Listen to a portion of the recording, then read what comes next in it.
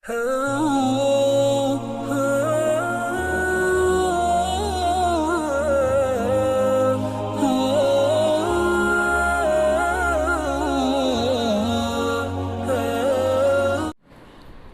علیکم ورحمۃ اللہ وبرکاتہ۔ ان الحمد للہ نحمده ونستعینه ونستغفره ونعوذ باللہ من شرور انفسنا ومن سیئات اعمالنا من يهده الله فلا مضل له ومن يضلل فلا هادي له واشهد ان لا اله الا الله وحده لا شريك له واشهد ان محمدا عبده ورسوله يا أيها الذين آمنوا اتقوا الله حق تقاته ولا تموتن إلا وأنتم مسلمون يا أيها الناس اتقوا ربكم الذي خلقكم من نفس واحدة وخلق منها زوجها وبث منهما رجالا كثيرا ونساء واتقوا الله الذي تساءلون به والأرحام إن الله كان عليكم رقيبا يا أيها الذين آمنوا اتقوا الله وقولوا قولا سديدا يصلح لكم أعمالكم ويغفر لكم ذنوبكم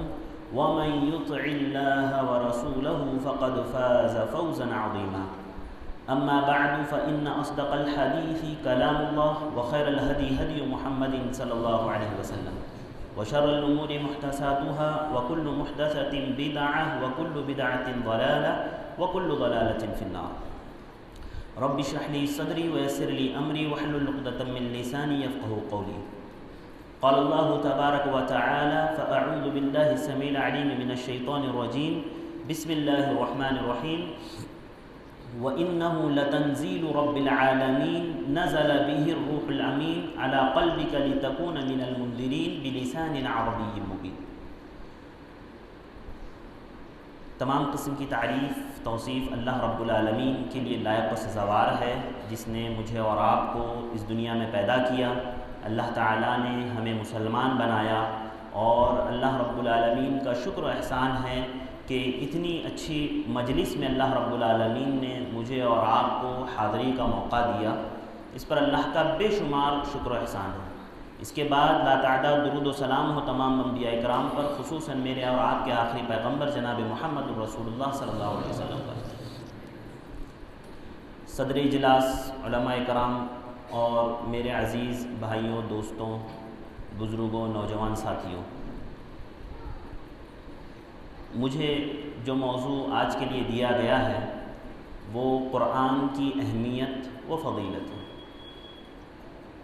مجھے اور آپ کو سب سے پہلے یہ بات اپنے ذہن میں بیٹھانی ہے کہ ہمارا آج یہاں جمع ہونے کا مقصد کچھ دینی باتیں سننا، سمجھنا اور اپنے ذہنوں میں بٹھانا اور اس پر عمل کرنا۔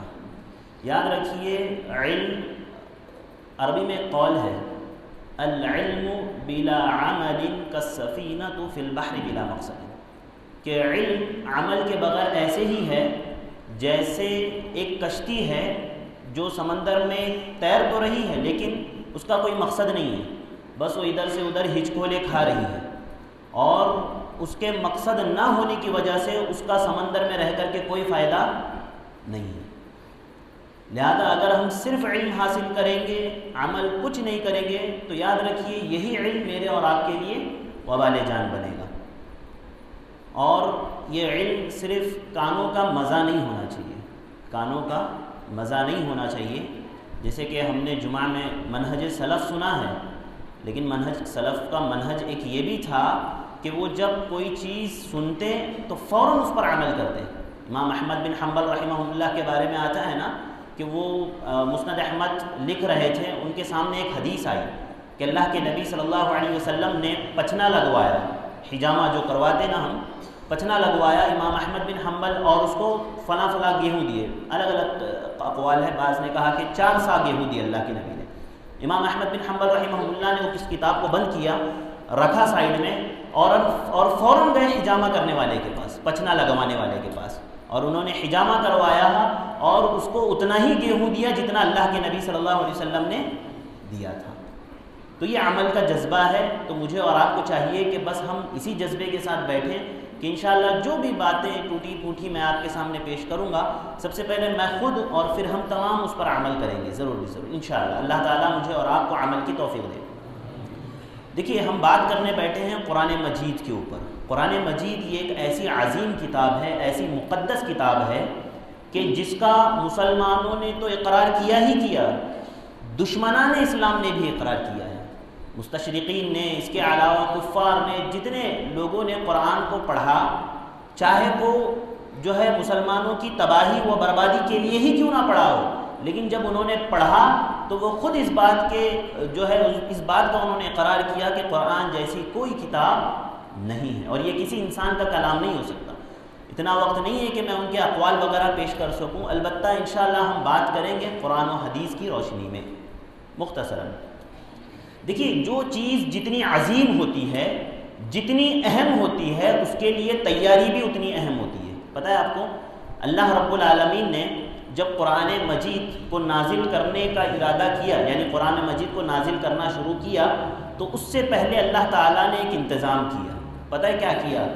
آسمان میں پہرا بیٹھا دیا فرشتوں کا سخت. کیونکہ پہلے ایسے ہوا کرتا تھا کہ شیطان آسمانوں میں جایا کرتے تھے، اور اللہ رب العالمین اور فرشتوں کے درمیان میں جو کلام ہوتا تھا وہ ان کو سنتے تھے اور لا کر کے کاہنوں، جادوگروں کو بول دیا کرتے تھے، ہے نا. دو چیزیں ہوتی ہیں، ایک ہوتا ہے وحی رحمان اور دوسرا ہوتا ہے وحی شیطان. یعنی وہ وحی رحمان میں وحی شیطان کی ملاوٹ کر دیا کرتے تھے. لہذا اللہ رب العالمین نے جب اللہ کے نبی صلی اللہ علیہ وسلم کو مبعوث کیا تو سب سے پہلی تیاری یہ تھی کہ فرشتوں کا سخت پہرا اللہ تعالیٰ نے آسمان پر لگا دیا. قرآن مجید کہتا ہے سورۃ الجن میں، وَأَنَّا لَمَسْنَا السَّمَاءَ فَوَجَدْنَاهَا مُلِئَتْ حَرَسًا شَدِيدًا وَشُهُبًا وَأَنَّا كُنَّا نَقْعُدُ مِنْهَا مَقَاعِدَ لِلسَّمْعِ فَمَنْ يَسْتَمِعِ الْآنَ يَجِدْ لَهُ شِهَابًا رَصَدًا.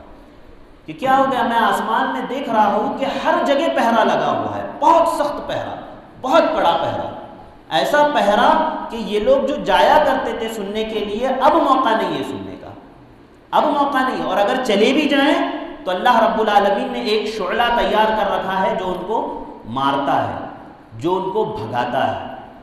تو سوچئے یہ کتاب کے نزول سے پہلے اللہ رب العالمین نے اس کا مکمل انتظام کیا، اور مضبوط طریقے سے اللہ رب العالمین نے آسمان پر پہرا لگا دیا، اور آج بھی جو ہے وہ محفوظ ہے نا. اللہ رب العالمین نے اس کو مکمل محفوظ رکھا ہے. دوسری تیاری اللہ رب العالمین نے کی کہ اس کا نزول ایک ایسے فرشتے کے ذریعے سے کیا جس کو روح الامین کہا گیا، امانت دار فرشتہ. یوں تو سارے فرشتے امانت دار ہیں، خیانت فرشتوں کی خصلت میں ہے ہی نہیں، اس کے باوجود اللہ رب العالمین نے خصوصی ذکر کیا وَإِنَّهُ لَتَنزِيلُ رَبِّ الْعَالَمِينَ نَزَلَ بِهِ الرُّوحُ الْأَمِينُ. کہ یہ جو قرآن مجید ہے، کلام مقدس ہے، یہ کوئی معمولی کتاب نہیں ہے. اللہ رب العالمین نے اس کتاب کو ایک امانت دار فرشتے کے ذریعے سے اللہ کے نبی صلی اللہ علیہ وسلم پر نازل کیا. یہاں پر مفسرین بیان کرتے ہیں یقیناً سارے فرشتے امانت دار ہیں، کسی میں کوئی خیانت کا اندیشہ بھی نہیں، لیکن اللہ تعالیٰ نے قرآن مجید کی اہمیت کو بتانے کے لیے، اس کی فضیلت کو بتانے کے لیے اس کا خصوصاً ذکر کیا، اور اس میں حضرت جبرائیل علیہ السلام کی بھی فضیلت ہے. تو اس طرح سے اللہ رب العالمین نے اس کلام کو نازل کرنے کا مکمل انتظام کیا، اور پھر قرآن مجید کو اللہ رب العالمین نے نازل کیا. اور آپ ایک بات دیکھیے، غور کیجئے کہ یہ جو قرآن ہے نا، قرآن یہ ایک ایسی کتاب ہے نا کہ اس کا تعلق جس سے بھی جڑا وہ عظیم ہو گیا. جس شہر میں یہ قرآن مجید نازل ہوا، مکہ، اللہ رب العالمین نے اسے احب البلاد الی اللہ کہہ دیا. اللہ کے نزدیک سب سے پسندیدہ شہر، سب سے پسندیدہ جگہ، احب البلاد اللہ تعالیٰ نے اس کو کہہ دیا. اسی طرح جس مہینے میں یہ نازل ہوا، رمضان المبارک کا مہینہ، اللہ تعالیٰ نے اسے تمام مہینوں کا سردار بنا دیا. جس فرشتے نے اس کو نازل، یعنی اللہ تعالیٰ نے جس فرشتے کے ذریعے سے اس کو نازل کیا، وہ فرشتوں کا سردار ہو گیا. اللہ تعالیٰ یقیناً حضرت جبرائیل ہی کے ذریعے سے ابتدا سے نازل کرتا ہے انبیاء اکرام پر، لیکن حضرت جبرائیل کا ہر جگہ جہاں کہیں بھی اللہ تعالیٰ نے قرآن کے نزول کا ذکر کیا، حضرت جبرائیل کا ذکر ضرور بھی ضرور کیا. اسی طرح جس امت کے لیے اس کلام مجید کو نازل کیا گیا اس امت کے بارے میں اللہ تعالیٰ نے کہا کنتم خیر امت اخرجت للناس تأمرون بالمعروف وتنہون عن المنکر. تمام امتوں میں اس امت کو جس کے لیے قرآن مجید نازل کیا گیا اس امت کو سب سے بہتر امت قرار دیا گیا. اور رہی بات وہ نبی جس پر یہ قرآن نازل کیا گیا اللہ رب العالمین نے ان کو نبیوں کا سردار بنا دیا ہے نا, نبیوں کا سید الانبیاء. اللہ کے نبی صلی اللہ علیہ وسلم سید الانبیاء. اور جس رات میں اس کا نزول ہوا اس رات کو 1000 مہینوں سے بہتر قرار دے دیا.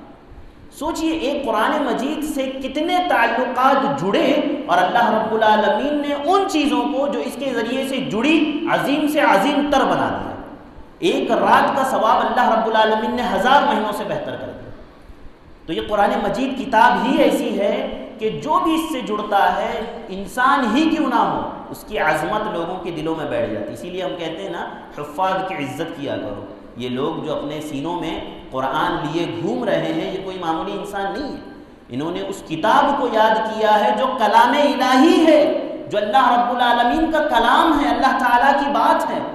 اگر ہم بات کریں قرآن کی فضیلت کے تعلق سے تو کئی فضائل قرآن کے ہیں جس کو بیان کرنا مکمل بیان کرنا ناممکن ہے چھوٹی موٹی مجلسوں میں. لیکن اس کی سب سے بڑی جو فضیلت ہے وہ پتہ ہے آپ کو کیا ہے؟ یہ اللہ رب العالمین کا کلام ہے, یہ اللہ رب العالمین کی بات ہے, اللہ رب العالمین کے الفاظ ہے. اور میں اور آپ بڑے ہی خوش قسمت ہے کہ اللہ تعالیٰ نے مجھے اور آپ کو اس کے کلام کو اس کی باتوں کو دہرانے کا موقع دیا ہے, پڑھنے کا موقع دیا ہے. اللہ تعالیٰ نے کہا نا وَإِنْ أَحَدٌ مِّنَ الْمُشْرِكِينَ اسْتَجَارَكَ فَأَجِرْهُ حَتَّى يَسْمَعَ كَلَامَ اللَّهِ کہ جب کوئی مشرک آپ کے پاس پناہ مانگنے کے لیے آئے تو آپ اسے پناہ دو یہاں تک کہ وہ اللہ رب العالمین کا کلام سن لے. یہ قرآن اللہ رب العالمین کا کلام ہے, اللہ کی بات ہے. شیخ ناصر السعدی رحمہ اللہ فرماتے ہیں سعد کی شرح میں کہ عقیدت اہل سنت والجماعہ ان القرآن کلام اللہ. اہل سنت والجماعت کا عقیدہ یہ ہے کہ یہ قرآن جو ہے نا, قرآن جو ہمارے درمیان میں موجود ہے یہ اللہ رب العالمین کا کلام ہے, یہ اللہ رب العالمین کی بات ہے, اس کے الفاظ اللہ رب العالمین کے کہے ہوئے ہیں. اور یہ اہل سنت والجماعت کا عقیدہ ہے. اور سوچئے اس پر صرف اتنا ہی نہیں کتنی بڑی اس کی فضیلت ہے. اللہ کے نبی صلی اللہ علیہ وسلم نے فرمایا من قرأ حرفا من کتاب اللہ فلہ بہ حسنہ والحسنة بعشر امثالها ولا اقول الف لام میم حرف ولكن الف حرف لام حرف ومیم حرف. کتنی بڑی فضیلت, اللہ اکبر. بہت افسوس کی بات ہے ان لوگوں کے لیے جو اس فضیلت سے محروم ہیں. میرے اور آپ کے لیے اس میں عبرت ہے, اس میں سبق ہے. اللہ کے نبی صلی اللہ علیہ وسلم نے فرمایا کہ جو کوئی قرآن مجید کا ایک حرف پڑھتا ہے, ایک حرف اگر وہ پڑھتا ہے تو اس کو نیکی ملتی ہے اور وہ ایک نیکی 10 نیکیوں کے برابر ہے. آپ نے کہا میں نہیں کہتا کہ الف لام میم جو ایک کلمہ ہے یہ پورا ایک 10 نیکی اس پر یعنی یہ پورا ایک ہے, نہیں. آپ نے کہا الف ایک حرف ہے, لام ایک حرف ہے, میم ایک حرف ہے. اگر قرآن مجید کو میں اور آپ کھول لیتے ہیں, اگر صرف ہم سورۃ البقرہ کی تلاوت کرتے ہوئے الف لام میم پڑھ لیتے ہیں تو 30 نیکیاں ہم نے اپنے کھاتے میں جمع کر لی. اللہ اکبر, کتنی بڑی فضیلت, کتنی بڑی فضیلت. اور یاد رکھیے یہ اس کو جو قرآن مجید کے ان الفاظوں کو جو اتنی بڑی اہمیت ملی ہے نا, یہ صرف وحی ہونے کی وجہ سے نہیں ملی, یہ وحی ہونے کی وجہ سے نہیں ملی. اس لیے کہ نبی صلی اللہ علیہ وسلم کی احادیث میں کیا یہ فضیلت ہے کہ اگر آپ احادیث پڑھیں گے تو اس پر جو ہے اتنا اتنا اجر ہے, اتنی اتنی نیکیاں ہے؟ نہیں, بالکل نہیں. کیوں؟ جبکہ وہ بھی وحی ہے. اللہ کے نبی صلی اللہ علیہ وسلم نے جو احادیث بیان کی ہے نا وہ بھی وحی ہے نا. اللہ تعالیٰ نے کہا وما ينطق عن الهوى ان هو الا وحی یوحی کہ یہ نبی اپنی جانب سے کچھ نہیں کہتے, یہ جو کچھ بھی کہتے ہیں اللہ کی جانب سے وحی ہوتی. ایک قرآن اللہ رب العالمین کا کلام, دوسرا اللہ کے نبی صلی اللہ علیہ وسلم کی حدیث, جبکہ یہ بھی اللہ رب العالمین کی جانب سے ہے, لیکن دونوں میں فضیلت برابر نہیں, اجر برابر نہیں. کیوں؟ یہاں پر محدثین بیان کرتے ہیں وجہ یہ ہے کہ یہ قرآن اللہ رب العالمین کا کلام ہے, اللہ کی بات ہے. اور وحی جو ہے یہ اللہ رب العالمین نے بھیجی تو ہے لیکن الفاظ نبی کریم صلی اللہ علیہ وسلم کے. اور قرآن الفاظ بھی اور پورا کلام بھی اللہ رب العالمین کی جانب سے. تو سوچیے کتنی بڑی فضیلت اس کلام مجید کی. اور یاد رکھیے جو بھی چیز اللہ رب العالمین سے جڑتی ہے نا وہ عظیم ہو جاتی ہے، وہ عظیم ہو جاتی ہے. میں آپ کو ایک چیز بتاتا ہوں. مجھے بتائیے کہ تمام علوم میں سب سے بہتر علم کون سا ہے؟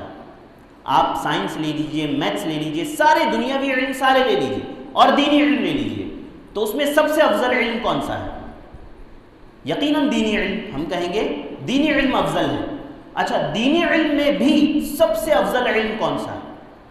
اس میں محدثین نے بیان کیا کہ دینی علوم میں سب سے افضل علم توحید کا علم. کس کا؟ توحید کا. کیوں؟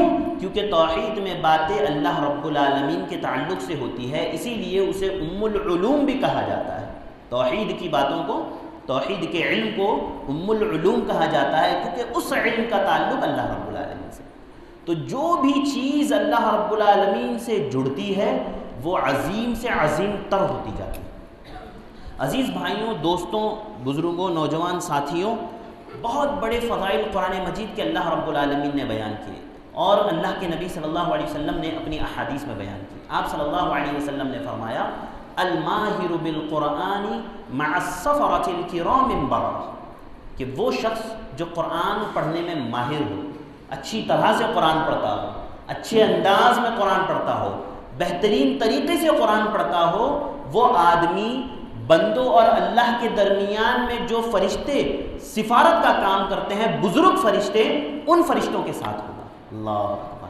اگر قرآن پڑھنے والے میں اور آپ بن جائیں نا تو فرشتے ہماری صحبت اختیار کرنے کی کوشش کرتے ہیں. پتہ ہے آپ کو، اگر بندہ قرآن مجید سے جڑ جائے، اللہ کی کتاب سے جڑ جائے، تو فرشتے اس کی صحبت اختیار کرنے کی کوشش کرتے ہیں. اس کی دلیل آپ کو مل جائے گی صحابہ کرام کی زندگیوں میں. حضرت اسید بن حضیر رضی اللہ تعالیٰ عنہ، حضرت اسید بن حضیر رضی اللہ تعالیٰ عنہ رات کے وقت قرآن کی تلاوت کر رہے ہیں، نماز پڑھ رہے ہیں، قرآن کی تلاوت کر رہے ہیں. بازو میں جانور بندھا ہوا ہے، قرآن کی تلاوت کرتے جاتے وہ جانور بدکنے لگتا، جانور جم مارنے لگتا، بدکنے لگتا. آپ پڑھتے جاتے قرآن، جانور جو ہے بدکنے لگتا. آپ نے قرأت ختم کر دی اور آپ جب نماز سے فارغ ہوئے، دوسرے دن اللہ کے نبی صلی اللہ علیہ وسلم کی خدمت میں حاضر ہوئے، اللہ کے نبی صلی اللہ علیہ وسلم سے پورا واقعہ بیان کیا، تو آپ نے فرمایا اقرأ یا حذیر، اقرأ یا حذیر، حذیر پڑھتے جاؤ، پڑھتے جاؤ، پڑھتے جاؤ. اس لیے کہ وہ فرشتے تھے جو آپ کی قرأت کو سننے کے لیے آئے تھے، جو آپ کے کلام کو سننے کے لیے آئے. تو اگر میں اور آپ قرآن کو پڑھنا عادت بنا لیں، قرآن کی عادت ڈال لیں، تو فرشتے ہماری صحبت اختیار کرنے کی کوشش کرتے ہیں. اور یاد رکھیے یہاں پر محدثین نے ایک بہت ہی اچھا نقطہ بیان کیا، وہ یہ کہ جن جگہوں پر فرشتے ہوتے ہیں نا، جن جگہوں پر فرشتے ہوتے ہیں، پاک جگہوں پر وہاں پر شیطان داخل نہیں ہوتا. اور جب آپ فرشتوں سے تعلق جڑ جائے اور وہ مجلس بن جائے تو وہاں پر شیطان نہیں آ سکتا. تو دو فائدے ہیں. اللہ کے نبی صلی اللہ علیہ وسلم کی وہ حدیث یاد کیجئے جس میں آپ نے فرمایا مجتمع قوم فی بیت من بیوت اللہ یتلون کتاب اللہ ویتدارسونہ بینہم الا نزلت علیہم السکینہ وغشیتہم الرحمہ وحفتہم الملائکہ. اللہ اکبر. کتنی بڑی فضیلت، کتنی بڑی فضیلت. اللہ کے نبی صلی اللہ علیہ وسلم نے فرمایا کہ جو کچھ لوگ جمع ہوتے ہیں کتاب اللہ کو پڑھنے کے لیے، اللہ کے کلام کو پڑھنے کے لیے، اور وہ ایک دوسرے کو پڑھتے پڑھاتے ہیں، تو ایسی مجلسوں پر جو ہے سکینت نازل ہو جاتی ہے. ہاں، اور ملائکہ اس کو گھیر لیتے ہیں، فرشتے اس کو گھیر لیتے ہیں اس مجلس کو. تو عزیز بھائیوں، دوستوں، بہت بڑی فضیلت ہے اس قرآن مجید کی. اور آپ یہ سمجھ رہے ہوں گے کہ بھئی اگر مجھے پڑھنا نہ آئے تو میں کیا کروں؟ بعض لوگ ہوتا ہے، ہمارے یہاں ماحول ایسا ہو گیا ہے، پتہ ہے آپ کو، کہ جو لوگ قرآن پڑھتے ہیں نا اور جن لوگوں کی زبان پلٹتی نہیں ہے، جو لوگ قرآن کو صحیح طریقے سے پڑھ نہیں پاتے، لوگ ان کو روکتے ہیں قرآن پڑھنے سے کہ بھئی مت پڑھو ورنہ گناہ ہوگا. جبکہ اگر ہم اللہ کے نبی صلی اللہ علیہ وسلم کی حدیث پڑھیں، اسی حدیث کے آگے کے ٹکڑے میں اللہ کے نبی صلی اللہ علیہ وسلم نے فرمایا وَرَجُلٌ يَقْرَأُ الْقُرْآنَ وَيَتَتَعْتَعُ فِيهِ، اور وہ آدمی جو قرآن تو پڑھتا ہے لیکن پڑھنے میں مشقت ہوتی ہے، تکلیف ہوتی ہے، پریشانی ہوتی ہے. وہ کسی بھی وجہ سے ہو سکتی ہے، یا تو عمر زیادہ ہو گئی، عمر زیادہ ہونے کے بعد آدمی کی زبان پلٹتی نہیں ہے، اس کی وجہ سے جو ہے وہ اٹک اٹک کے پڑھ رہا، یا وہ عربی نہیں ہے بلکہ عجمی ہے، ہاں عرب کے علاوہ رہنے والا ہے، اس کی وجہ سے اس کی زبان پلٹ نہیں رہی ہے. ہاں اللہ کے نبی صلی اللہ علیہ وسلم نے فرمایا اگر ایسا معاملہ ہے لہو اجران، تو ایسے شخص کے لیے 2 نیکیاں ہیں. 2 نیکیاں. 2 نیکیاں کیوں؟ محدثین نے بیان کیا، ایک تو اس لیے کہ وہ قرآن پڑھ رہا ہے، قرآن جو پڑھنے کی نیکی ہے وہ تو اسے ملے گی، اور دوسری نیکی اس وجہ سے ملے گی کہ وہ تکلیف کے باوجود پڑھ رہا ہے، پریشانی کے باوجود پڑھ رہا ہے، نہ پڑھ پانے کے باوجود پڑھ رہا ہے، تو ایسے شخص کو ڈبل نیکیاں ملیں گی.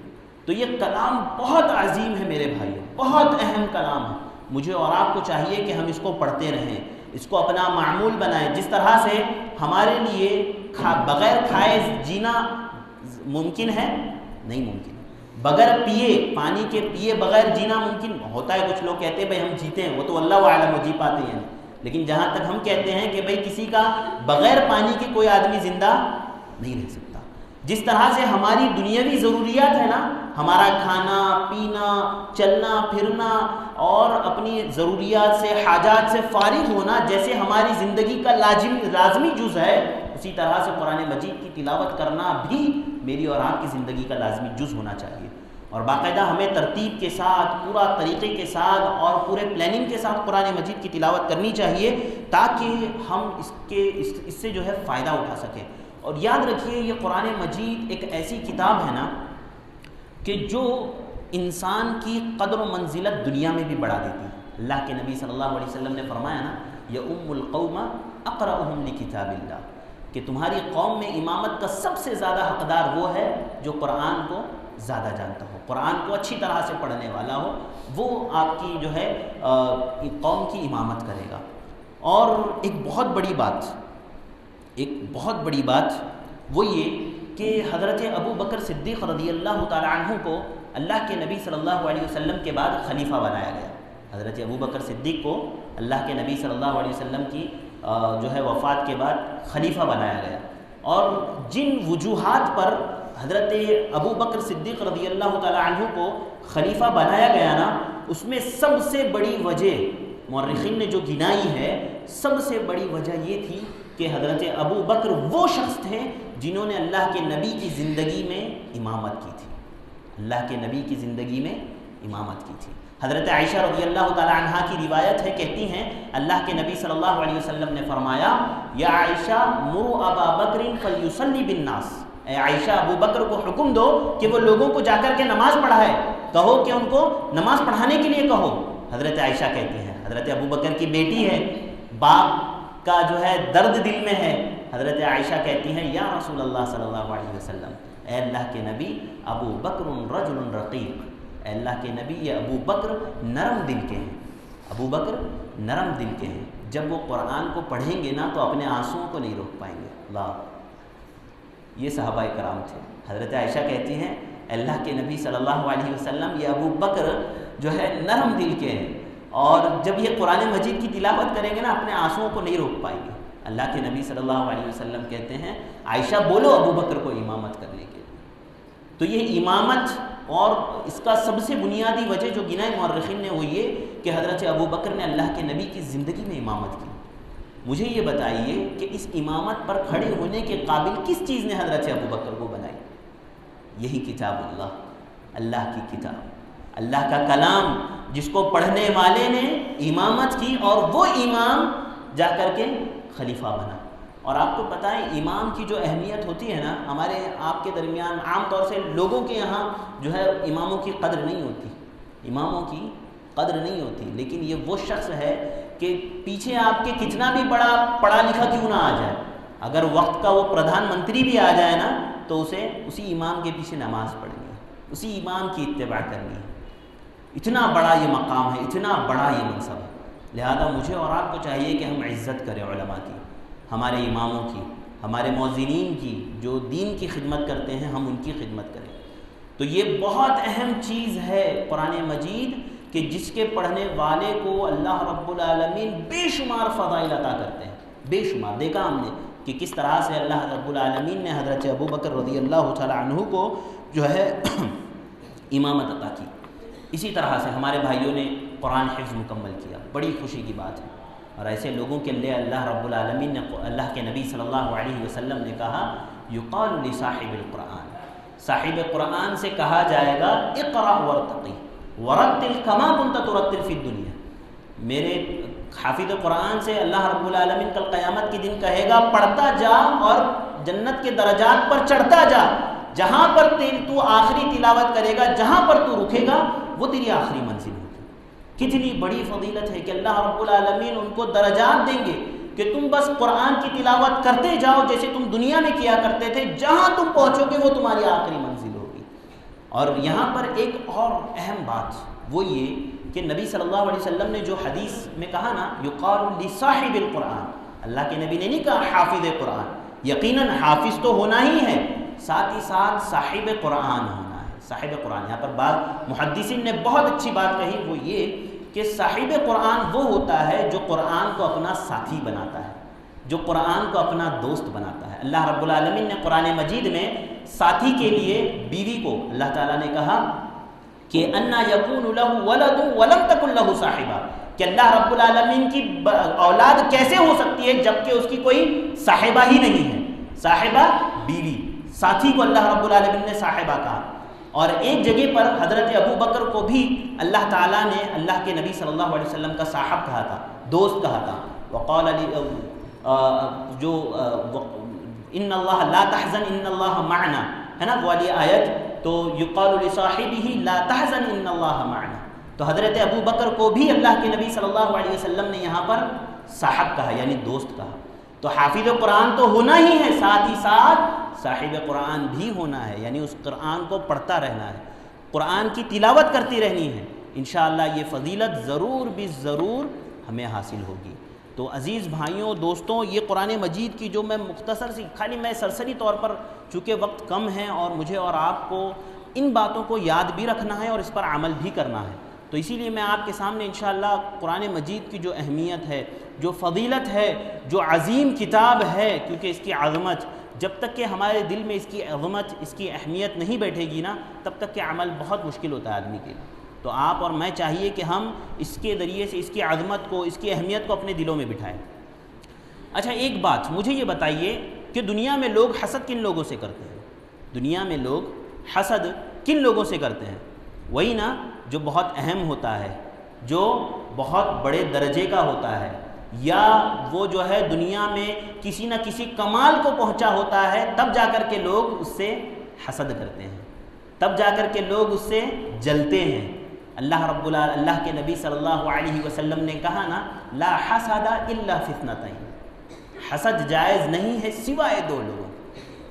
سوچئے کہ یہ کتنی عظیم چیز ہے، کتنی بڑی چیز ہے کہ اللہ کے نبی صلی اللہ علیہ وسلم نے حسد کرنے کی اجازت دی ان دو لوگوں سے.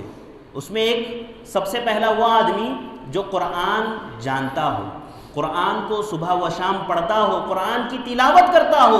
اللہ کے نبی صلی اللہ علیہ وسلم نے کہا ایسے آدمی سے حسد کرنا جائز ہے، آدمی حسد کر سکتا ہے کہ میں اس سے اچھا پڑھنے کی کوشش کروں. اور دوسرا وہ آدمی جس کو اللہ تعالیٰ نے مال دیا ہو اور وہ اللہ کی راہ میں خرچ کرتا ہے. حسد کرنے کا مطلب یہ نہیں ہے کہ ہم یہ دعا کریں کہ اللہ اس کو برباد کر دے، اے اللہ اس کو تباہ کر دے، نہیں. حسد کرنے کا مطلب یہ ہے کہ ہم اللہ سے خواہش کا اظہار کریں کہ اللہ میں بھی اس طرح بننا چاہتا ہوں، میں بھی اس کی طرح پڑھنا چاہتا ہوں، میں بھی اس کی اس کی طرح اہم بننا چاہتا ہوں. لہذا یہ جو قرآن کی تلاوت کرنے والے لوگ ہیں نا، یہ بڑے عظیم لوگ ہیں، یہ بہت اہم لوگ ہیں، جس کی وجہ سے اللہ کے نبی صلی اللہ علیہ وسلم نے ان سے حسد کی اجازت دی. ساتھ ہی ساتھ اللہ کے نبی صلی اللہ علیہ وسلم نے یہ بھی فرما دیا خیرکم من تعلم القرآن وعلمہ، کہ تم میں سب سے بہتر انسان وہ ہے، سب سے بہتر لوگ وہ ہیں جو قرآن کو پڑھتے ہیں اور پڑھاتے ہیں. ہم لوگ اس شہر میں رہتے ہیں، الحمدللہ 3 بچے ہمارے حفاظ، ہاں 3 ہمارے بھائیوں نے حفظ مکمل کیا، بہت بڑی بات ہے. وہ لوگ جو قرآن نہیں پڑھتے ہیں، جن کو قرآن پڑھنا نہیں آتا ہے، کسی بھی عمر میں ہو، کسی بھی عمر میں ہو، ان کو چاہیے کہ وہ آئیں، علماء کرام کے پاس قرآن پڑھیں، سیکھیں. یاد رکھیے علم کی کوئی عمر نہیں ہوتی. صحابہ کرام جب مسلمان ہوئے تو سارے کے سارے صحابہ بچے نہیں تھے، یا سارے کے سارے صحابہ جوان نہیں تھے جنہوں نے اسلام قبول کیا. اس میں بوڑھے بھی تھے، اور ان لوگوں نے بھی قرآن کو پڑھنا سیکھا، سمجھا اللہ کے نبی صلی اللہ علیہ وسلم سے. ہاں تو مجھے اور آپ کو چاہیے کہ یہ جذبہ میرے اور آپ کے اندر ہو کہ ہم کو قرآن پڑھنا کیوں نہیں آتا، ہم سیکھیں گے قرآن پڑھنا، ہم پڑھیں گے، ہم چاہے ہمارے بیٹے ہی کے پاس سیکھنا کیوں نہ پڑے، ہاں ہمارے بھائیوں ہی کے پاس قرآن سیکھنا کیوں نہ پڑے، میرے سے چھوٹی عمر والے ہی سے ہی سیکھنا کیوں نہ پڑے، میں ضرور سیکھوں گا، میں ضرور پڑھوں گا، کیونکہ اللہ تعالیٰ نے ایک حرف پر 10 نیکی کا وعدہ کیا ہے، 10 نیکی کا۔ سوچئے قرآن کا اگر ایک صفحہ پڑھ لے تو کتنی نیکیاں میں اور آپ کما سکتے ہیں، کتنی نیکیاں ڈیلی۔ تو قرآن یہ بہت عظیم کتاب ہے، مجھے اور آپ کو چاہیے کہ ہم اس کتاب کو پڑھیں، اس کتاب کو سمجھیں، اور یہ ایسی کتاب ہے اللہ رب العالمین اس کے ذریعے سے لوگوں کو دنیا میں بلندی عطا کرتا ہے۔ جن لوگوں نے اس کو اختیار کیا اللہ تعالیٰ نے ان کو بلندی عطا کی، اور جن لوگوں نے چھوڑ دیا اللہ تعالیٰ نے ان کو ذلیل و رسوا کر دیا۔ اللہ کے نبی صلی اللہ علیہ وسلم نے فرمایا ان اللہ یرفع بہذا الکتاب اقواما ویدع بہ آخرین، کہ اللہ تعالیٰ اس کتاب کے ذریعے سے، کلام مجید کے ذریعے سے، قرآن پاک کے ذریعے سے اللہ رب العالمین بعض لوگوں کو بلندیاں عطا کرتا ہے اور بعض لوگوں کو ذلت و پستی میں ڈال دیتا ہے۔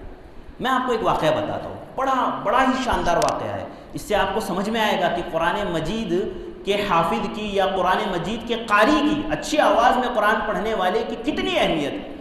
اللہ کے حضرت عمر بن خطاب رضی اللہ تعالیٰ عنہ کا دور ہے، اور حضرت عمر بن خطاب رضی اللہ تعالیٰ عنہ نے نافع بن عبد الحارث کو مکہ کا گورنر مقرر کیا۔ کس کو؟ نافع بن عبد الحارث کو حضرت عمر بن خطاب نے مکہ کا گورنر مقرر کیا۔ حضرت عمر بن خطاب رضی اللہ تعالیٰ عنہ مدینہ سے مکہ کے لیے آ رہے تھے، حضرت عمر بن خطاب مدینہ سے مکہ کے لیے آ رہے تھے، تو نافع بن عبد الحارث مدینہ سے نکلے اور مقام عصفان میں جا کر کے حضرت عمر بن خطاب رضی اللہ تعالیٰ عنہ کا استقبال کرنے کے لیے کھڑے ہو گئے۔ حضرت عمر کا استقبال کرنے کے لیے جو ہے مقام عصفان میں حضرت نافع بن عبد الحارث کھڑے ہو گئے۔ حضرت عمر جب وہاں پہنچے تو حضرت عمر رضی اللہ تعالیٰ عنہ نے نافع بن عبد الحارث سے پوچھا کہ تم تو یہاں آ گئے میرے استقبال کے لیے، لیکن مکہ میں جس کا میں نے تمہیں ذمہ دار بنایا تھا، کیا وہاں پر کسی کو اپنا نائب بنا کر کے آئے ہو؟ کسی کو اپنا نائب، اپنا جو ہے قائم مقام بنا کر کے آئے ہو؟ حضرت نافع نے کہا ہاں عمر، میں نے جو ہے ابن ابزا کو، عبد الرحمن ابن ابزا ان کا نام تھا، کہا کہ میں نے ابن ابزا کو اپنا نائب بنایا ہے۔ حضرت عمر نہیں جانتے تھے ابن ابزا کون ہے۔ حضرت عمر نے پوچھا کون ابن ابزا، یہ کون ہے؟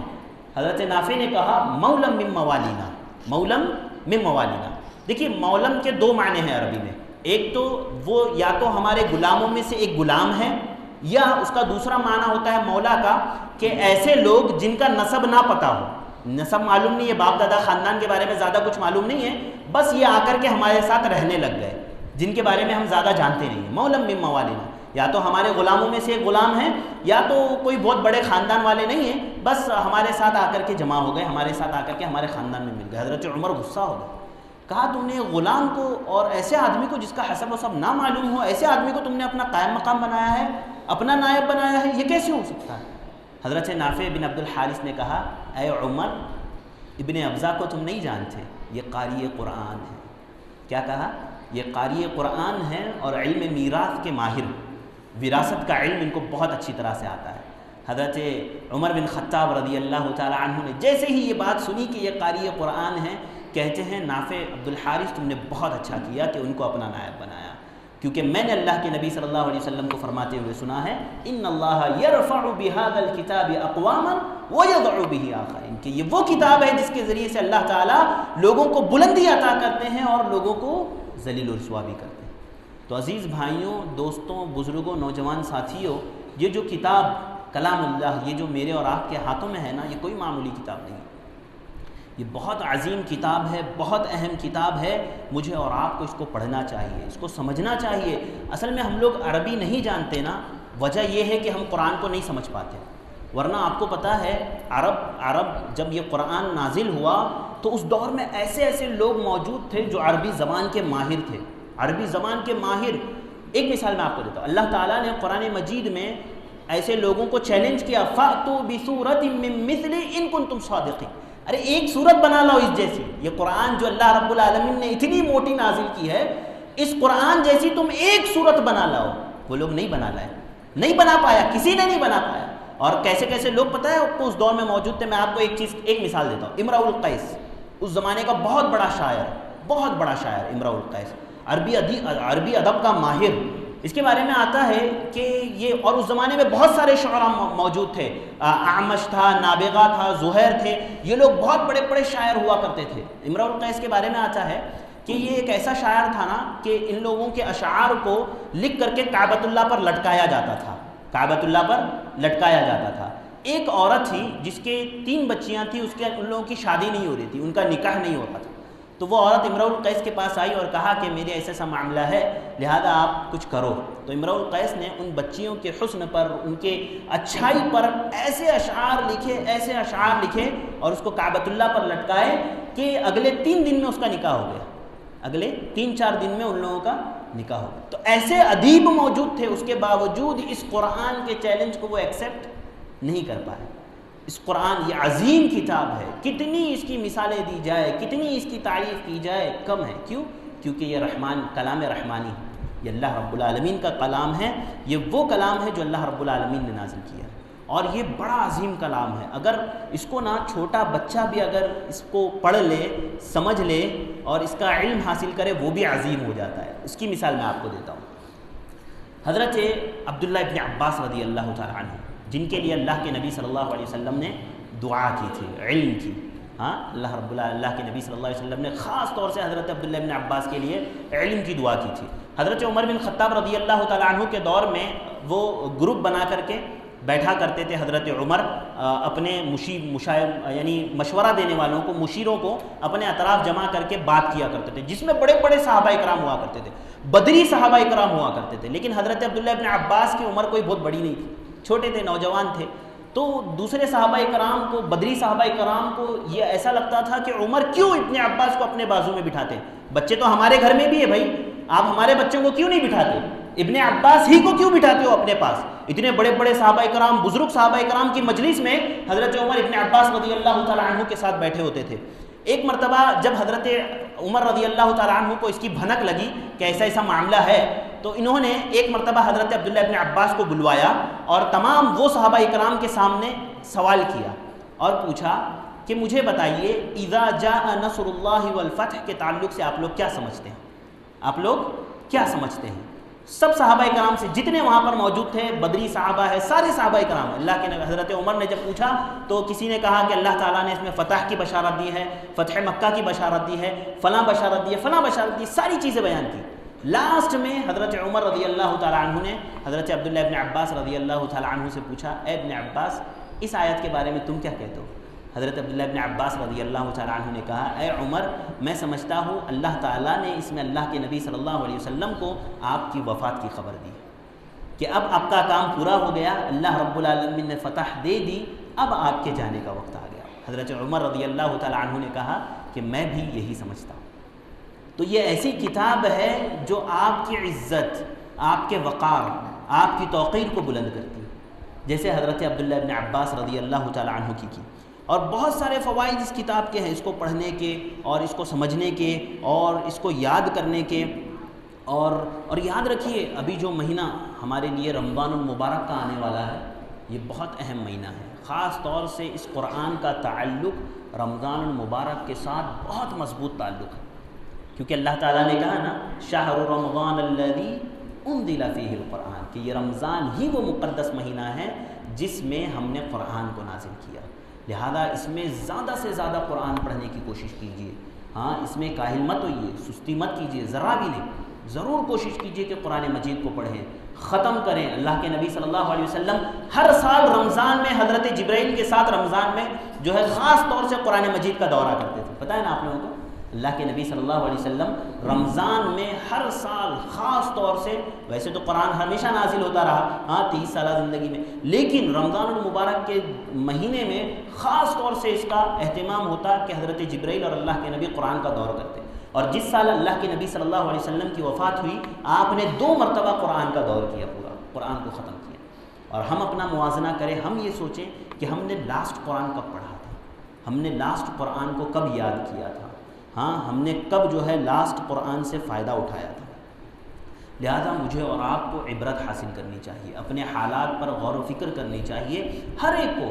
ہاں آپ خود اپنے نفس میں دیکھیے، میں خود اپنے نفس میں دیکھوں کہ میرا کیا حال ہے، اور کوشش یہ کیجیے کہ ہم اس کو پڑھیں، اس کو سمجھیں، اس پر عمل کریں۔ کچھ باتیں بتا کر کے میں اپنی بات کو ختم کروں گا۔ قرآن مجید کے کچھ حقوق ہیں، اس کو پڑھنے کے کچھ حقوق ہیں۔ سب سے پہلا حق یہ ہے کہ ہم قرآن کی تصدیق کریں، اس پر ایمان لائیں۔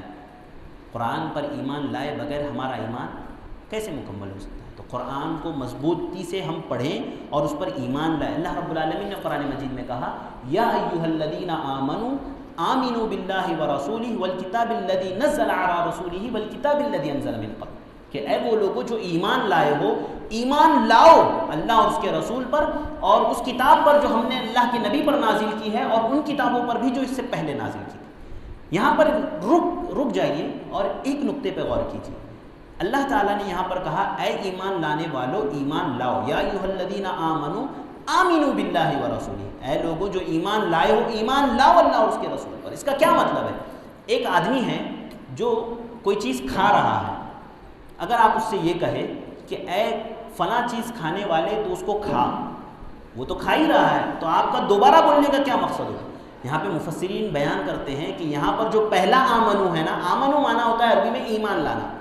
اللہ تعالیٰ نے کہا یا ایھا الذین آمنوا آمنوا باللہ ورسولہ، تو یہاں پر جو پہلا آمنو ہے نا اس سے مراد ایمان لانا ہے، اور جو دوسرا آمنو ہے نا اس سے مراد کیا ہے پتہ ہے؟ عمل کرنا، عمل کرنا اس پر۔ تو یہاں پر پہلے آمنو سے مراد ایمان لانا ہے، دوسرے آمنو سے مراد عمل کرنا ہے۔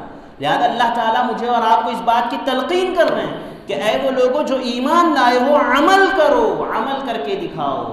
اور قرآن مجید پر عمل کرنا یہ میرے اور آپ پر واجب ہے۔ قرآن مجید کا دوسرا حق ہے یہ کہ جب میں اور آپ قرآن مجید پڑھیں تو اس پر عمل کریں، اس کو سیکھیں، اس کو سمجھیں۔ آپ کو پتہ ہے میں نے آج بتایا تھا جمعہ کے خطبے میں کہ ایک تابعی ابو عبد الرحمن عبداللہ بن حبیب رضی اللہ رحمہم اللہ، ابو عبد الرحمن عبداللہ بن حبیب یہ تابعی ہے، یہ بیان کرتے ہیں کہ جن صحابہ کرام سے ہم نے علم حاصل کیا نا، اللہ کے نبی کے جن صحابہ سے ہم نے علم حاصل کیا، وہ صحابہ اللہ کے نبی صلی اللہ علیہ وسلم سے 10 آیتوں کا علم لیتے تھے۔ کیا کرتے تھے وہ صحابہ کرام؟ اللہ کے نبی سے پہلے 10 آیتوں کو پڑھتے تھے، ان کو سمجھتے تھے، ان پر عمل کرتے تھے، پھر جا کر کے اگلی 10 آیتوں کا درس لیتے تھے۔ کتنی بڑی بات ہے! تو قرآن مجید کا ایک حق یہ ہے کہ ہم اس پر عمل کریں۔ صحابہ کرام کا یہی رول تھا، یہی طریقہ تھا کہ جب وہ اللہ کے نبی کے پاس آتے 10 آیتیں پڑھتے، سمجھتے ان 10 آیتوں کو، صرف پڑھتے نہیں، ساتھ ہی ساتھ ان 10 آیتوں کو سمجھتے بھی، سمجھتے اور پھر جا کر کے ان 10 آیتوں پر عمل کرتے، پھر آ کر کے اگلی 10 آیتوں کا درس لیتے۔ تو قرآن مجید کے حقوق میں سے دوسرا حق یہ ہے کہ ہم اس پر عمل کریں، اور لازمی طور پر ہم اس پر عمل کریں، ہرگز اس پر عمل کرنے کو ترک نہ کریں۔ اسی طرح سے ایک اور حق ہے اس کی تلاوت، اس کی تلاوت کرنا۔ اللہ تعالیٰ نے کہا وَرَتِّلِ الْقُرْآنَ تَرْتِيلًا، قرآن کو ٹہر ٹہر کر کے پڑھو۔ یاد رکھیے قرآن کا حق یہ نہیں ہے کہ ہم فرافر قرآن پڑھتے جائیں اور پیچھے والے جو کھڑے ہیں ان کو صرف اور صرف یعلمون اور تعلمون سنائی دے۔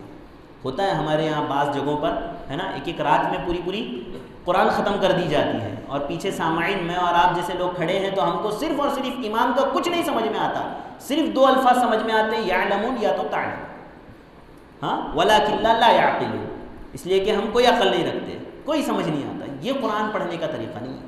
قرآن پڑھو، ٹہر ٹہر کر کے پڑھو۔ اللہ کے نبی صلی اللہ علیہ وسلم نے فرمایا زَيِّنُوا الْقُرْآنَ بِأَصْوَاتِكُمْ، کہ اپنی آواز سے قرآن کو مزین کرو، قرآن کو مزین کرو اپنی آواز سے، اچھی آواز سے قرآن پڑھنے کی کوشش کرو۔ ضروری اچھی آواز سے مراد یہ نہیں کہ آپ قاری بن جاؤ، نہیں، آپ کو قاری بننے کے لیے نہیں کہا جا رہا، آپ کو یہ کہا جا رہا ہے کہ آپ کوشش کرو، اپنی آواز میں آپ کوشش کرو کہ بہتر آواز میں قرآن کی تلاوت آپ کر سکو۔ ہاں، قاری کا کورس کرنے کے لیے جانا ضروری نہیں ہے آپ کو کہ آپ جو کہ 2-3 سال کا قاری کا کورس کر کے آئیں گے پھر ہم قرآن پڑھیں۔ اگر ایسا کرتے تو بہت اچھی بات ہے، لیکن اگر ویسا نہیں کر رہے تو کم سے کم جو آپ کی اپنی آواز ہے اس آواز میں قرآن کو اچھے سے پڑھنے کی کوشش کرو، بہتر انداز میں پڑھنے کی کوشش کرو، ہاں اچھے انداز میں پڑھنے کی کوشش کرو۔ یہ قرآن کا حق ہے۔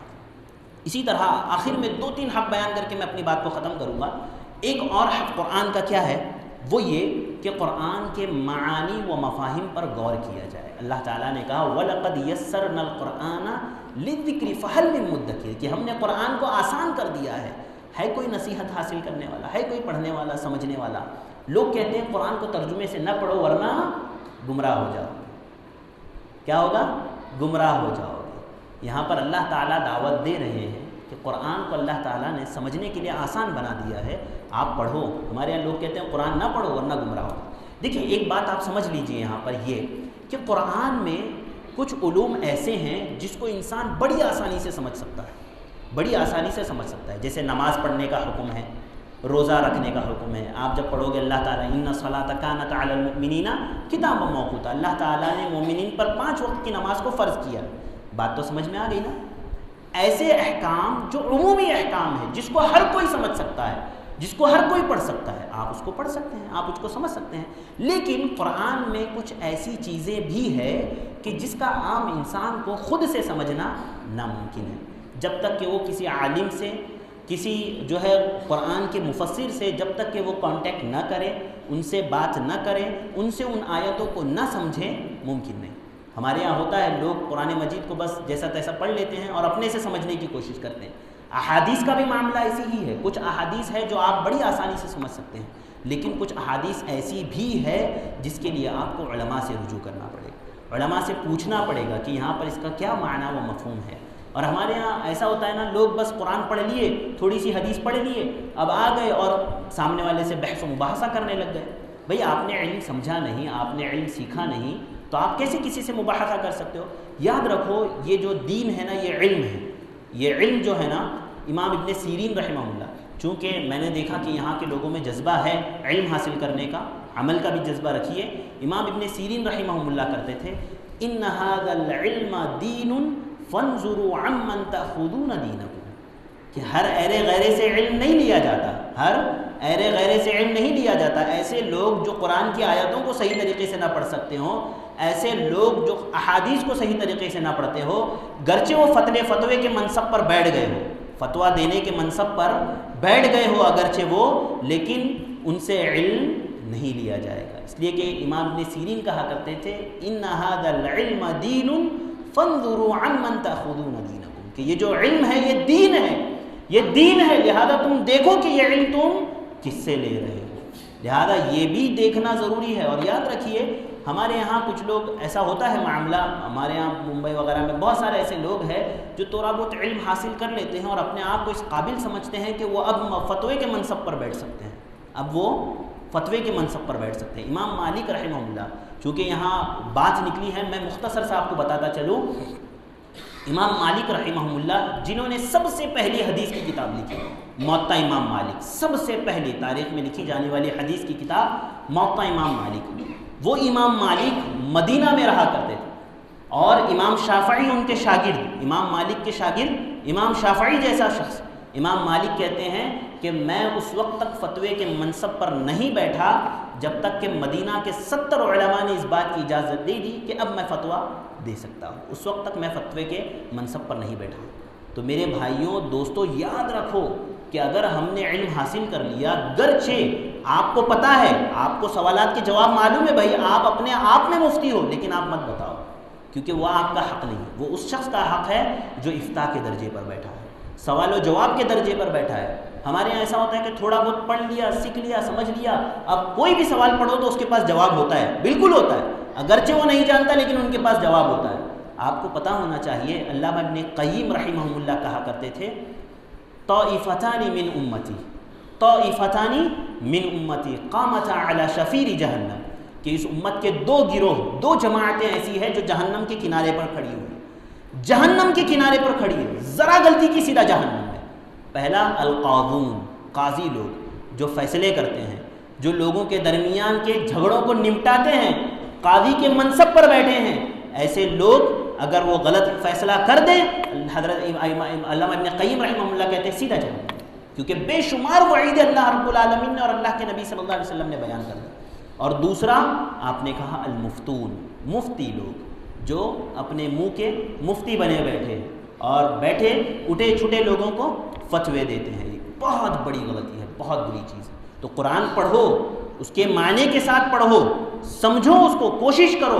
کوئی آیت کا معنی و مفہوم ترجمہ سمجھ میں نہیں آتا، مسجدیں ماشاءاللہ شاندار مسجدیں ہیں شہر کی ہماری، آؤ شیخ کے پاس، علماء اکرام کے پاس، ہاں شیخ مستقیم سلفی حفظہ اللہ، بہت بڑا ذخیرہ ہے آپ کے پاس علم کا، سیکھیے، سمجھیے، ہاں آپ ان سے پڑھیے، جو آیتیں نہیں سمجھ میں آتی ہیں اس کا علم حاصل کیجیے۔ اسی طرح سے قرآن کا ایک حق یہ ہے کہ اس کی تعظیم کی جائے، اس کی تعظیم کی جائے۔ تعظیم کا کیا مطلب ہے؟ اس کو ایک جزدان میں باندھ کر کے اپنے گھر میں اس جگہ پر رکھا جائے جہاں کسی کا ہاتھ نہیں جاتا۔ ہاں، اس کو جزدان میں باندھ دیا مکمل طور سے، اور اس کو اس جگہ پر رکھ دیا جہاں پر کسی کا ہاتھ نہیں جاتا، کہ ہاتھ ہی نہ جائے اور لینے کی ضرورت ہی نہ پڑے۔ یہ تعظیم ہے قرآن مجید کی۔ یقیناً آپ ادب کرو قرآن مجید کا، آپ کو پورا حق ہے، اور خود اللہ کے نبی صلی اللہ علیہ وسلم نے اس کا حکم دیا ہے کہ آپ قرآن کی تعظیم کرو۔ اللہ رب العالمین کا کلام ہے، بہت بڑی چیز ہے، لیکن ایک تعظیم میں آپ کو بتا دیتا ہوں یہاں پر۔ قرآن کی تعظیم میں محدثین نے یہ بھی بیان کیا ہے، اللہ تعالیٰ نے فرمایا وَإِذَا قُرِئَ الْقُرْآنُ فَاسْتَمِعُوا لَهُ وَأَنصِتُوا، کہ جب قرآن کی تلاوت کی جائے تو خاموش رہو، خاموشی سے سنو، بات نہ کرو۔ ہمارے یہاں یہ ہوتا ہے کہ مسجد میں 4 لوگ بیٹھے ہیں، ایک شخص قرآن کی تلاوت کر رہا ہے اور یہ چاروں آپس میں اپنی باتوں میں لگے ہیں۔ بھئی اگر آپ کو قرآن کی تلاوت نہیں سننی ہے تو آپ جب مسجد کے باہر جا کر کے بات کرو، آپ مسجد کے باہر چلے جاؤ، ہاں، قرآن مسجد میں بیٹھ کر کے نہیں۔ اور گھروں میں یہ معاملہ کب ہوتا ہے؟ ہمارے گھر میں عورتیں ہوتی ہیں، اب انہوں نے موبائل میں قرآن لگا دیا اور وہ اپنے کام میں لگی، اب قرآن وہ اپنا چل رہا ہے یا اپنا کام بھی کر رہی ہے؟ نہیں، غلط ہے۔ یا تو آپ قرآن سنو یا تو اپنا کام کرو۔ سننا ہے قرآن جب پڑھا جائے تو اللہ رب العالمین نے کہا وَأَنصِتُوا، خاموش رہو اور سنو قرآن مجید کو۔ اسی لیے نماز میں بھی ہمیں حکم دیا گیا نا، جب امام قرأت کر رہا ہو تو ہمیں پیچھے کیا کرنا ہے؟ خاموش رہنا، صرف سننا ہے امام کیا پڑھ رہا ہے۔ قرآن بہت عظیم کتاب ہے، اگر قرآن کو ہم سمجھ لینا، پڑھ لینا، سوچئے وہ لوگ جو ایمان نہیں رکھتے تھے، آپ کو پتہ ہے مکہ کے مشرکین جو کلام مجید قرآن مجید پر ایمان نہیں رکھتے تھے، جب انہوں نے قرآن کو سنا تو وہ سجدہ ریز ہو گئے اللہ کے سامنے، اور بعد میں ڈر گئے کہ ہم نے کیا کر لیا، ان کو خود کو نہیں پتہ چلا۔ اللہ کے نبی صلی اللہ علیہ وسلم مکہ کے مشرکین کے درمیان میں، جہاں پر مکہ کے بڑے بڑے سردار بیٹھے ہوئے ہیں، سورۃ النجم کی تلاوت کر رہے ہیں، اللہ کے نبی صلی اللہ علیہ وسلم سورۃ النجم کی آخری آیت پر پہنچتے ہیں، فَاسْجُدُوا لِلَّهِ وَاعْبُدُوا، اللہ کے نبی سجدے میں جاتے ہیں، سارے کے سارے مشرکین اللہ کے سامنے سجدہ ریز ہو جاتے ہیں، ان کو اس بات کا احساس بھی نہیں، شعور بھی نہیں کہ وہ سجدہ کر رہے ہیں، ایسی غشی ان پر طاری ہو گئی قرآن مجید کی وجہ سے، ہاں، کہ وہ سجدے میں گر گئے۔ سجدے میں گرنے کے بعد جب اٹھے، ہوش آیا تو ایسا لگا پتہ نہیں ہم نے کیا کر دیا، کتنا بڑا گناہ کر دیا۔ ہاں، تو یہ قرآن مجید کی یہ تاثیر ہے، مجھے اور آپ کو چاہیے کہ ہم قرآن مجید پڑھیں، سیکھیں، بہت اس کے فضائل قرآن مجید کے بیان کیے گئے ہیں، چونکہ وقت نہیں ہے، انشاءاللہ جو باتیں میں نے کہی ہیں آپ سمجھیے، انشاءاللہ اس کو عمل میں لائیے۔ یاد رکھیے یہ قرآن مجید نا مرنے کے بعد بھی انسان کی عظمت کو برقرار رکھتا ہے، انسان کی عظمت کو برقرار رکھتا ہے۔ حدیث اللہ کے نبی صلی اللہ علیہ وسلم کی دیکھیے، جنگ احد پتہ ہے نا آپ لوگوں کو، جنگ بدر کے بعد جو جنگ ہوئی تھی، جنگ احد میں مسلمانوں کو پہلے فتح ہوئی، مسلمانوں کو پہلے فتح حاصل ہو گئی، جیت گئے مسلمان۔ اللہ کے نبی صلی اللہ علیہ وسلم نے کچھ صحابہ کرام کو ایک پہاڑی پر مقرر کیا تھا اور کہا تھا تم یہیں کھڑے رہنا، اگر ہم جیت بھی جائے تب بھی اس جگہ سے نہیں ہٹنا، وہیں پر کھڑے رہنا۔ اللہ کے نبی صلی اللہ علیہ وسلم نے صحابہ کرام کو سخت الفاظ میں تلقین کی، اس کے باوجود جب جنگ جیت گئے صحابہ کرام مال غنیمت کو لینے کے لیے آئے تو پہاڑی پر کھڑے ہوئے صحابہ کرام نے دیکھا کہ یہ تو مال غنیمت لوٹ رہے ہیں صحابہ کرام، تو چلو اب تو جنگ جیت گئے، اب چل لیتے۔ ہاں، کچھ صحابہ کرام وہاں سے آ گئے اور کچھ صحابہ کرام نے ان کو روکا کہ نہیں، اللہ کے نبی صلی اللہ علیہ وسلم نے یہاں سے ہٹنے کے لیے منع کیا، نہیں ہٹنا۔ وہ صحابہ کرام بات نہیں سنے اور وہ جنگ میدان چھوڑ کر کے، وہ پہاڑی چھوڑ کر کے نیچے اتر گئے۔ جیسے ہی ان کا نیچے اترنا تھا، حضرت خالد بن ولید جب ایمان نہیں لائے تھے، انہوں نے حضرت خالد بن ولید رضی اللہ تعالی عنہ جب ایمان نہیں لائے تھے، وہ مسلمان نہیں ہوئے تھے، مشرکین کی طرف سے تھے، انہوں نے پہاڑی کے پیچھے سے حملہ کر دیا۔ وہ جو جیتی ہوئی جو فتح تھی وہ شکست میں بدل گئی، فتح تھی وہ شکست میں، برابری کا معاملہ ہو گیا، اب دونوں کے درمیان میں برابری کا معاملہ ہو گیا، جیتی ہوئی جنگ برابری پر آ کر اٹک گئی۔ اب جب بہت سارے صحابہ کرام شہید ہوئے، کچھ صحابہ کرام شہید ہوئے اور کافی زخمی ہو گئے، کافی صحابہ کرام زخمی ہو گئے، اور جب قبروں کو کھودنے لگے تو اللہ کے نبی صلی اللہ علیہ وسلم نے دیکھا کہ صحابہ کرام بہت زخمی ہیں، قبر کو بہت ساری قبریں نہیں کھود سکتے، تو اللہ کے نبی صلی اللہ علیہ وسلم نے کہا کہ ایک قبر کو زیادہ کھود دو، تھوڑا زیادہ کھود دو اور ایک ہی قبر میں 2-3 صحابہ کرام کو ایک ساتھ دفنا دو، 2-3 صحابہ کرام کو دفنا دو۔ اللہ کے نبی صلی اللہ علیہ وسلم نے حکم دیا۔ جب قبریں کھود دی گئی، ہاں اللہ کے نبی نے دیکھا کہ بھئی ماں زخم لگا ہے، نہیں کھود پائیں گے، تو اللہ کے نبی نے کہا ایک ہی قبر میں 2-3 صحابہ کرام کو دفن کر دیں گے۔ لہذا جب قبریں کھود دی گئی تو اب جب دفن کرنے کی باری آئی تو صحابہ کرام نے اللہ کے نبی صلی اللہ علیہ وسلم سے پوچھا، اللہ کے نبی دفن تو 2-3 لوگوں کو ایک ساتھ کریں گے، لیکن اس میں پہلے کس کو رکھا جائے؟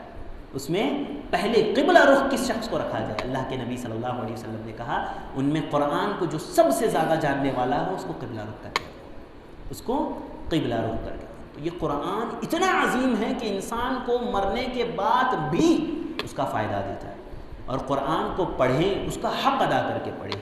صحابہ کرام اللہ کے نبی صلی اللہ علیہ وسلم حضرت عبداللہ بن مسعود رضی اللہ تعالیٰ عنہ کے پاس آئے، کہا اے عبداللہ بن مسعود قرآن کی تلاوت کرو۔ عبداللہ بن مسعود نے کہا اللہ کے نبی میں قرآن کی تلاوت کروں؟ کہا ہاں تم قرآن کی تلاوت کرو، مجھے قرآن سننا پسند ہے۔